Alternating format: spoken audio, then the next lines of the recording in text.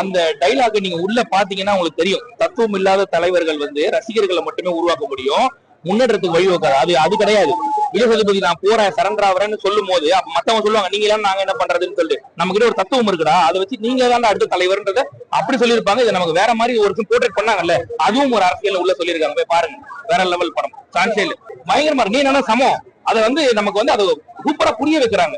என்னைய வந்து புடிச்சு 4 பேர் அடிச்சு என் நிர்வாணப்படுறதுக்கு அப்புறம் தான் வந்து நீ சமம் ஒன்று தெரியாதா உனக்கு, நாங்களும் சமம் தான்டா உங்களுக்குன்றதை காமிச்சிருப்பாங்க. வேற லெவலியா, உண்மையிலேயே சொல்றேன், பயங்கரமா இருக்கு. ஒரு சீன் என்ஜாய் பண்ண. படத்துல வர டைலாக் ஒரு டைலாகும் அது டைலாகா இல்ல, புரட்சிகரமான ஒரு வார்த்தையா இருக்கு. வேற லெவல்ல இருக்கு, பயங்கரமா இருக்கு. எதிர்பார்க்கல இந்த அளவுக்கு இருக்கும். பார்ட் 1 வந்து பாத்தீங்கன்னா எனக்கு தேவையில்லை, எனக்கு சூரிக்கான ஒரு படமா இருக்குது. இந்த பார்ட் 2 கம்ப்ளீட்டாவே வந்து பாத்தீங்கன்னா வெற்றிமாறன் ஒரு படம். நமக்கு என்ன தேவை, நம்ம என்ன எதிர்பார்த்தோமோ அதை அப்படியே கொடுத்துருக்காரு. உண்மையிலேயே பார்ட் 1 பார்க்கும்போது எனக்கு தெரிஞ்சு அது வெற்றிமாறன் படம் மாதிரி இல்ல, சும்மா ஒரு படம் எடுத்திருக்காங்க. பார்ட் 2 கம்ப்ளீட்டா வேற. எனக்கு தெரிஞ்சு முழு படமே இதுதான். பார்ட் 1 தேவையே இல்லை. இதுலயே